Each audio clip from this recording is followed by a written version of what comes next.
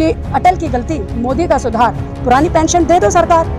तो ये जो नेता है वो 9-9, 10-10 पेंशन ले रहे हैं, और जो कि ना तो सरकारी कर्मचारी हैं, ना ही सरकारी कार्य करते हैं, और ना ही वो रिटायर होते हैं। लेकिन हम लोग जब 60 साल तक कार्य करते हैं, देश की सेवा करते हैं, निरंतर देश के विकास में हम लोग सहयोग करते हैं, सरकारी कर्मचारी हैं, तो सरकारी पेंशन हमको मिलनी चाहिए। तो ये नहीं मिल रही है, वहाँ पर राज करेंगे, हम रोटी भी ना खाएं, आप ऐश करेंगे, हम घरों में भी ना रहें, ऐसा तो नहीं चलेगा साहब। आप ठाट बाट से और हम लोग बिल्कुल रोटी रोटी को मोहताज हो जाएं। बुढ़ापे का एक ही मात्र हमारा सहारा था, हमारा भविष्य है वो, जिसके लिए आज हम चिंतित हैं। आज हम लोग अपनी अपील को लेकर आए हैं, दर्द को लेकर आए हैं। सारा सरकारी कर्मचारी इतना दुखी है, इतना द्रवित है, पीड़ित है, बार बार लगातार आपसे डिमांड कर रहा है। हमने सारे विधायकों को चिट्ठी लिखी है, हमने घंटी बजाओ कार्यक्रम किया, लेकिन अभी तक ऐसी कोई हमारे पास आश्वासन या विश्वास नहीं आया कि पुरानी पेंशन बहाल की जाए। 2024 का इलेक्शन में हम लोग तय करेंगे कि जो हमारी पेंशन बहाल करेगा वो देश पर राज करेगा। हालांकि मैं देखिए बड़े बड़े अधिकारी रिटायर हैं, उनको 2200 रुपये का जो है पेंशन मिल रहा है, जिनकी तनख्वाह 1.5 लाख थी, 1,70,000, 80,000 थी, 2200, 1800, 1700, भैया इतने में क्या होता है।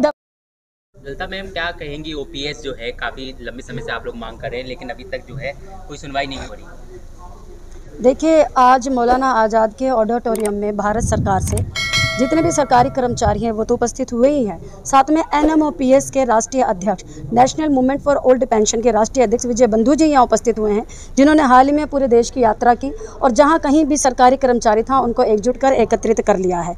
आज की जो मीटिंग है वो इस बारे में है कि 1 अक्टूबर को पूरा भारत का सरकारी कर्मचारी एकत्रित होने जा रहा है। उसकी क्या योजनाएं हैं, किस प्रकार से हम लोग वहां पर एकत्रित होंगे, क्या मुद्दे होंगे, वहां पर चर्चा होगी। खासकर हमारा सबसे पहला और बड़ा मुद्दा है कि पुरानी पेंशन बहाल कर दी जाए। पुरानी पेंशन जो कि संवैधानिक अधिकार है और संविधान के तहत सरकारी कर्मचारियों को मिलना ही चाहिए। आप सब भी जानते ही हैं कि जब अंग्रेजों के समय में सरकारी कर्मचारी, हम हिंदुस्तानी भी होते थे, तो भी हम सबको पेंशन मिलती थी। उसके बाद जब देश आज़ाद हुआ, 70 साल तक कांग्रेस का राज जब रहा, तो उसमें भी सरकारी पेंशन जो है मिलती ही रही है। लेकिन 2004 में जैसे बीजेपी सरकार आई तो माननीय अटल बिहारी जी ने हमारी पेंशन को बंद कर दिया। अब हम बुलंद आवाज के साथ बार बार ये नारा लगा रहे हैं कि अटल की गलती, मोदी का सुधार, पुरानी पेंशन दे दो सरकार। तो ये जो नेता है वो 9-9, 10-10 पेंशन ले रहे हैं, और जो कि ना तो सरकारी कर्मचारी हैं, ना ही सरकारी कार्य करते हैं, और ना ही वो रिटायर होते हैं। लेकिन हम लोग जब 60 साल तक कार्य करते हैं, देश की सेवा करते हैं, निरंतर देश के विकास में हम लोग सहयोग करते हैं, सरकारी कर्मचारी हैं, तो सरकारी पेंशन हमको मिलनी चाहिए। तो ये नहीं मिल रही है, ये बहुत दुखद है, दुर्घटना है। 2024 का चुनाव आ रहा है, मोदी जी लगातार कहते हैं पेंशन की बात करते हैं। जब बुजुर्गों जब रैली में होते हैं तो बुजुर्गों की बात करते हैं और कहते हैं पेंशन बहाल होगी, पेंशन देंगे।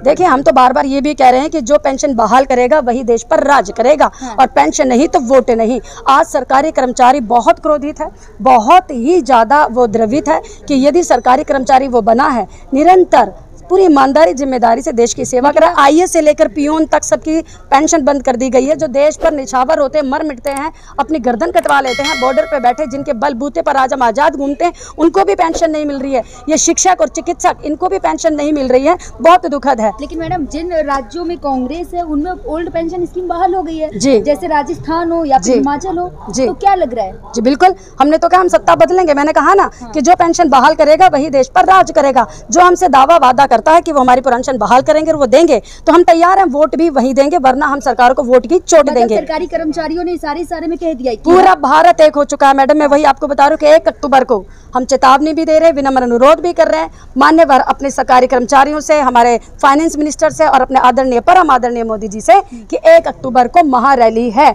पूरा देश का सरकारी कर्मचारी एकजुट होकर दिल्ली में उपस्थित होगा और पुरानी पेंशन आपको देनी ही पड़ेगी, क्योंकि सरकारी कर्मचारी नहीं होगा तो ये देश नहीं चलेगा। भाजपा सरकार पुरानी पेंशन बहाल ना करे तो क्या आप सत्ता बदलेंगे?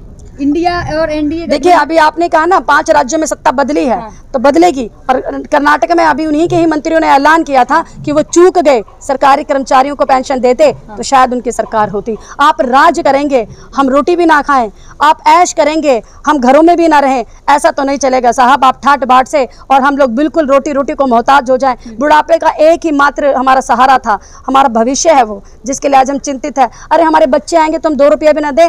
भाई साहब, अगर पुरानी पेंशन पेंशन नहीं मिली तो और ज़्यादा वृद्धाश्रम खुलेंगे। आज के माहौल में आप सब देख ही रहे हैं कि माँ बापों का तभी तक आत्मसम्मान और स्वाभिमान है जब उनकी जेब में 2 पैसे हैं। लेकिन फिर भी मैं ये कहती हूँ कि मेरे इलाज के लिए, मेरी रोटी के लिए आप यूज़ एंड थ्रो करेंगे क्या? सरकारी कर्मचारी को यूज़ एंड थ्रो करेंगे कि इस्तेमाल हो गया, जब तक जानते उसके बाद फेंक दो। कौन देखेगा उनको? हर देश में सरकारी कर्मचारी का मान सम्मान स्वाभिमान है। बोल रहा है कि कोष पे बहुत ज्यादा भार पड़ जा रहा है पेंशन देने से। जी, मैं बता दूं आपको, आज़ादी जब मिली थी हमें नई तो देश बहुत गरीब था। कभी भी ये कहा नहीं गया, किसी भी सरकार ने ये नहीं कहा कि देश पर बोझ पड़ेगा, किसी ने नहीं कहा कि सरकारी कर्मचारी बोझ है। आज हम ये दावा और वादा कर रहे हैं कि हम आर्थिक स्थिति बहुत मजबूत लेकर बैठे, विश्व में ऊपर हो गए, तो सरकारी कर्मचारी बोझ लगता है? हाँ लगता है। तो नेता क्यों 8-8-9-9 लेते हैं? क्या वहाँ बोझ नहीं दिखाता? सारी उनको सुविधाएं मिलती है, धन मिलता है, मान सम्मान उनको मिलता है, गाड़ी मिलती है, पेट्रोल का खर्चा मिलता है। देखिए नेता है, 18 घंटे नेता नहीं है, 18 घंटे हमारे सेवक हैं। हम देश को चलाने वाले हैं, कलम की ताकत को रखते हैं और बार बार हम कह रहे हैं कि सोने की कलम न लेंगे हम, दिल का दर्द लिखेंगे हम,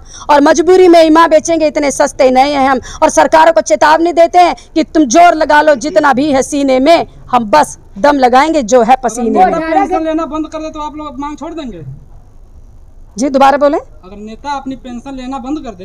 नेता की पेंशन बनती नहीं है, संविधान अधिकार हमारा है। नेता किस अधिकार से ले रहे हैं भाई? संविधान में पेंशन हमारी है, हमें मिलनी चाहिए, उनकी तुरंत बंद और हमारी मिले, हमारा उनसे कोई तुलना नहीं है। आज एक नेता आता है जिसके पास कुछ नहीं होता और उसके बाद वो ठाट बाट होते, सरकारें पूछने वाली नहीं है। छोटी सी तनख्वाह में भैया गुजर बसर करते हैं, कार लोन पर लेते हैं, घर लोन पर लेते हैं, बच्चों को जैसे तैसे पढ़ाते, शादी के लिए कर्जे लेते हैं। अरे बुढ़ापे में हमारी रोटी भी छीन लोगे क्या? ऐसा जुल्म क्यों कर रही है सरकारें? प्लीज हमारी पेंशन में दे दें। आप यहाँ पेंशन के लिए सरकार से अपील कर रही हैं, लेकिन वही G20 में 4100 करोड़ का खर्चा हो गया।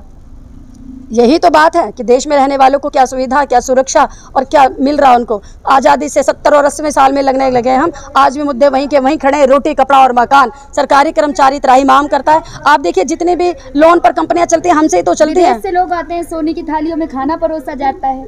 ये तो उनको देखना होगा कि देशवासी ज़्यादा प्यारे, ये कौन ज़्यादा प्यारा, ये आपको तय करना होगा कि देश का पैसा है, हम सरकारी कर्मचारियों का पैसा है, हमारे टैक्स का पैसा है। साथियों 12 महीने काम करते, दिन रात महीने पसीने की पाई कमाते और 10 महीने की तनख्वाह लेकर जाते हैं हम लोग। कह रहे हैं जो भी हो रहा है सब देश हित में हो रहा है। देश कह किसको रहे हम? कंकड़ पत्थर पहाड़ों को कह रहे हैं, ये मानव को कह रहे हैं। देश में रहने वाले देशवासियों को देश कहा जाता है ना। आज हम लोग अपनी अपील को लेकर आए हैं, दर्द को लेकर आए हैं। सारा सरकारी कर्मचारी इतना दुखी है, इतना द्रवित है, पीड़ित है, बार बार लगातार आपसे डिमांड कर रहा है। हमने सारे विधायकों को चिट्ठी लिखी है, हमने घंटी बजाओ कार्यक्रम किया। किसी ने सुना नहीं? जब आपने सारे विधायकों को आपके नहीं चिट्ठी लिखी तो किसी एक विधायक ने तो सुना होगा ना? जी देखिए, अभी सभी जितने भी कांग्रेसी हैं, जितने भी आप पार्टी के, हमने वहाँ के उन्होंने आश्वासन दिया कि हमारे साथ हैं। लेकिन अभी तक ऐसी कोई हमारे पास आश्वासन या विश्वास नहीं आया कि पुरानी पेंशन बहाल की जाए। 2024 का इलेक्शन में हम लोग तय करेंगे कि जो हमारी पेंशन बहाल करेगा वो देश पर राज करेगा। मोदी जी को चिट्ठी लिखी? मोदी जी को आपने बताया? बहुत बार हमने हर किसी को चिट्ठी लिखी है। फाइनेंस मिनिस्टर को हमने चिट्ठी लिखी है, जो हमारे देश के सुरक्षा करती हैं, हमारे सेवादार हैं, जो कहते हैं कि मैं सेवादार हूँ, मैं सेवक हूँ। हमने सबसे पहले उनसे अपील की है। और अभी एक वीडियो उन्होंने जारी किया था कि सरकारी कर्मचारी तो यूं ही टैक्स दे देता, उसका तो बेचारा बनता भी नहीं है। तो मैं आपको बता दूं, टैक्स ही नहीं देता, हम सैकड़ों टैक्स देते हैं। साबुन ले, तेल ले, रोटी ले, मसाला ले, कपड़ा ले, गाड़ी ले, सड़क पर हजारों तरह के टैक्स देते हैं, जबकि हम अपना टैक्स 20% तनख्वाह में से कटवा देते हैं। इतना जुल्म सितम किस लिए साहेब? सोच लीजिए जरा। ठीक है धन्यवाद। आपने कहा है कि हम 12 साल के 12 महीने काम करते हैं, लेकिन पैसे हमको पे आउट मिलता है 10 महीने। हाँ, वो इसलिए मिलता है क्योंकि 20% हम अपनी तनख्वाह का टैक्स के रूप में देते हैं। सरकारी कर्मचारी 100% प्योर टैक्स पेयर है और देश के 14वें नंबर पर आता है जो टैक्स देता है, जिससे देश की संस्थाएं चलती हैं। मैं ये कहती हूँ हमारी तनख्वाह का 10% हर महीने कटता है, जिसे ये कहते हैं एनपीएस, न्यू पेंशन स्कीम।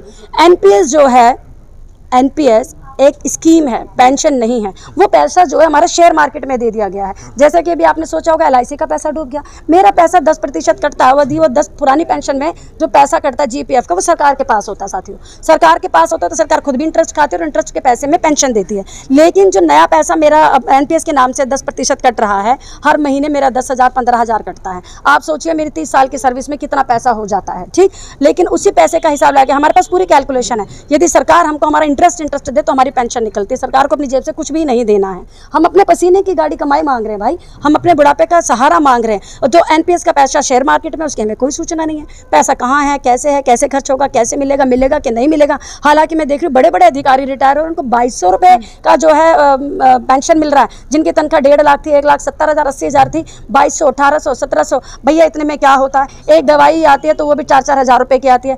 कम से कम एक चाय और दूध तो चाहिए होता है। अब दूध भी लेते तो 60 रुपये किलो है, और 2-3 हज़ार का तो दूध ही आता है, कैसे गुजर बसर होगी, कहाँ जाएंगे? कांग्रेस का सरकार का बयान आया है, जो अगर हमारी सरकार बन जाएगी तो फिर से 50 रुपये मदर डेयरी से आप दूध ले सकते हैं, 60 रुपये पेट्रोल ले सकते हैं। देखिए बयान आया, अच्छी बात है, जन सुविधा मिलनी चाहिए, देश का पैसा देश में लग रहा है, कोई अपनी जेब से नहीं दे रहा है, सरकारी कर्मचारी काम कर रहा है और ये पैसा घूम फिर कर लोगों के पास आना चाहिए। संग्रह की विधि खत्म हो तो भी हो सकता है, देश लूट के भाग जाते इतना सारा पैसा, ये बंद कर दे तो भी हम सरकारी कर्मचारियों को तनख्वाह मिल सकती है। और कई के राज्यों में तो ये आलम है कि तनख्वाहें भी नहीं मिल रही हैं, तो सरकारी कर्मचारियों की स्थिति नाजुक है। लेकिन हम 1 अक्टूबर का ऐलान करने आए हैं कि रामलीला मैदान में पूरा देश एकत्रित होगा और देखते हैं क्या बनेगा, क्योंकि हमें अपने आंदोलन पर विश्वास है। विजय बंधु राष्ट्रीय अध्यक्ष हैं, वो उपस्थित हो चुके हैं और दिल्ली की अगुवाई अजय वीर जी कर रहे हैं, जो शिक्षकों के नेता हैं, और पूरा भरोसा, पूरी उम्मीद है कि हमें जरूर पेंशन मिलेगी, क्योंकि हम तो बार बार कह रहे हैं ना।